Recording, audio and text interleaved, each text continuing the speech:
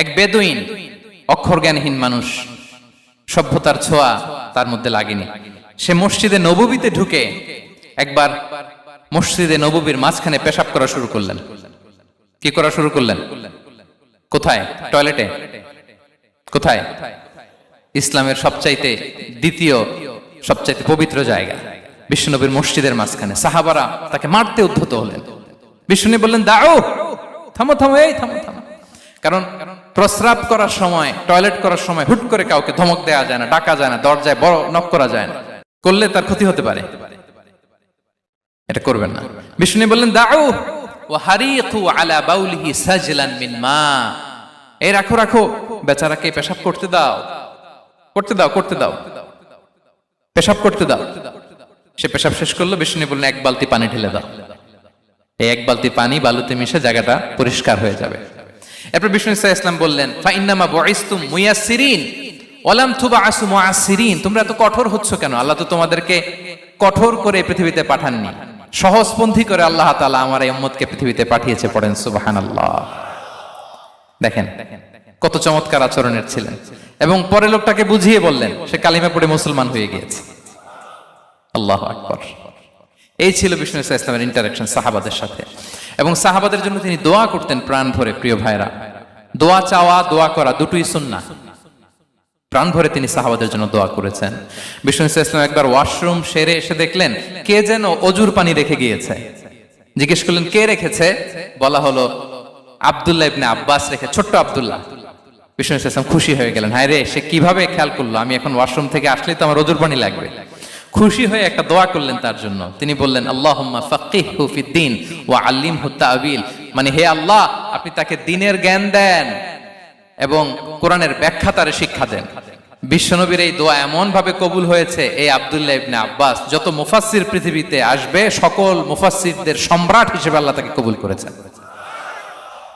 বিশ্বনবীর দোয়া তারা পেয়েছেন। উম্মে সুলাইম রাদিয়াল্লাহু তাআলা আনহা, আনাস রাদিয়াল্লাহু তাআলা আনহুকে নিয়ে আসলেন। বললেন, নবী হে, আপনি এসেছেন, আমরা যে এত খুশি মদিনাবাসী, সবাই দেখে আপনার হাতে কিছু না কিছু হাদিয়া দেয়। আমি কি দিব? কিছু দেয়ার নাই, কিছু দেয়ার নাই।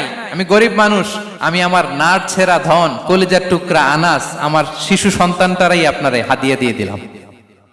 খুয়াইদিমুকা আনাস।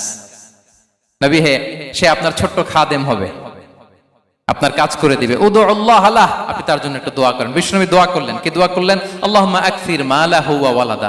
আল্লাহ আনাসের সম্পদও বাড়ায় দাও, ওয়া ওয়ালাদা, তার সন্তানও বাড়ায় দাও। দেখেন এই দোয়ার কি বরকত। এই দোয়ার বরকতে আনাস বলে, মদিনাতে যত খেজুর বাগান ছিল সবগুলো খেজুর বাগানে বছরে খেজুর হতো একবার, কিন্তু নবীর দোয়ার বরকতে আমি আনাসের বাগানে খেজুর হতো বছরে 2 বার। আর উনার সর্বসাকুল্যে ছেলে মেয়ে ছিল, কোন বর্ণনায় 78 জন, কোন বর্ণনায় 80 জন। আমাদের পুরো বংশে আছে 80 জন। কথা বলেন, আপনার পুরো গোষ্ঠীতে 80 জন আছে? উনার শুধু ছেলে মেয়ে, একজনের ছেলে মেয়ে কয়জন? 80 জন। বিশ্বনবীর দোয়া কি ইন্টারঅ্যাকশন দেখেন। একজন ট্রু লিডারের কি বৈশিষ্ট্য। তিনি সাহাবীদের ভালো গুণ দেখলে তাদেরকে উৎসাহিত করতেন, ইন্সপায়ার করতেন, প্রশংসা করতেন। আবু মুসা আল-আশআরী রাদিয়াল্লাহু তাআলা আনহু, তিনি রাত জেগে চমৎকার কণ্ঠে তেলাওয়াত করতেন। একদিন তার ঘরের পাশ দিয়ে বিশ্বনবী যাচ্ছিলেন। পরের দিন বললেন, আবু মুসা, আমি কিন্তু তোমার কণ্ঠ শুনেছি, বড় সুরেলা গলা তোমার। লাকাত উতিতা মিজমারান মিন মাজামিরি আলি দাউদ। দাউদ নবীর গলায় আল্লাহ যে সুরের ঝংকার দিয়েছেন, এই উম্মতের মধ্যে আল্লাহ তোমার গলায় সেই সুরের লহরী ঢেলে দিয়েছেন। আচ্ছা বলেন, নবী যদি প্রশংসা করে যে তোমার তেলাওয়াতটা খুব সুমধুর হয়েছে, তার কেমন লাগবে বলেন তো? আচ্ছা নবী বাদ দেন, শায়েখ আব্দুর রহমান আস-সুদাইস এসে যদি আপনারে বলে তোমার কণ্ঠটা তো বড় মিষ্টি, কেমন লাগবে আপনার? আর স্বয়ং বিশ্বনবী যদি বলে, সুবহানাল্লাহ পড়বেন না? আল্লাহু আকবার। এইভাবে রাসূল সাল্লাল্লাহু আলাইহি ওয়াসাল্লাম সাহাবাদেরকে উৎসাহিত করতেন।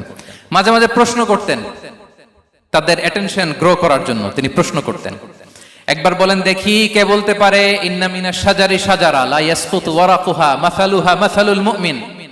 একটা গাছ আছে, এই গাছের পাতা ঝরে না, এর দৃষ্টান্ত মুমিনের দৃষ্টান্ত। কে পারো দেখি? কোন সাহাবী পারে না। কারণ তারা ভাবতেছিল দূরের ওই সিরিয়ার কোন গাছ হবে, অমুক জায়গার মরুভূমির গাছ হবে, ঘরের পাশে যে খেজুর গাছ ওইটা আর কেউ ভাবে না। ভাবছে প্রশ্ন যেহেতু করছে, এত সহজ উত্তর, নাখলা, এটা খেজুর গাছ। কি গাছ? তো আব্দুল্লাহ ইবনে ওমর তখন খুব ছোট, তিনি মনে মনে ধরে ফেলছিলেন, কিন্তু ভয়ে বলে না। তো বাসায় যে ওমর রাদিয়াল্লাহু আনহুকে বলে, আব্বা আপনারা কেউ পারেন না, আমি তো জানতাম এটা খেজুর গাছ, তো বললা না যে? আব্দুল্লাহ বলে, আপনি পারেন না, অন্যান্য সাহাবারা বাচ্চা ছাড়া কেউ পারে না, আমি কেমনে কই? ওমর রাদিয়াল্লাহু বললেন, আজকে যদি তুমি বলতে পারতে লাল উট পেলে আরবরা যে যত খুশি হয় আমি তার চেয়েও বেশি খুশি হয়ে যেতাম। নবীর সামনে আমার বুকটা এত বড় হয়ে যেত। আল্লাহু আকবার। দেখেন, প্রশ্ন ছুড়ে দিয়ে মনোযোগ আকর্ষণ করতেন সাহাবাদের, রসিকতা করতেন মাঝে মাঝে। রসিকতা, এক সাহাবী বলেন, ইয়া রাসূলুল্লাহ, আমার চলতে বড্ড কষ্ট হয়, আপনি যদি দয়া করে আমাকে একটা উট দিতেন তাহলে আমি রাইড নিতাম এটার উপরে, এটা দিয়ে চলতাম, সফরের কষ্ট কমে যেত। বিষ্ণু বলেন, যাও ঠিক আছে, তোমাকে একটা উটের বাচ্চা দিব। কি দিব? সাহাবী বলেন, ইয়া রাসূলুল্লাহ, আমি চাইলাম কি আর আপনি বললেন কি? আমার তো লাগবে এমন উট যেটা দিয়ে মরুভূমিতে চলা যায়। বিষ্ণু বলেন, ওই উটটাও তো অন্য কোনো না কোনো উটের বাচ্চা।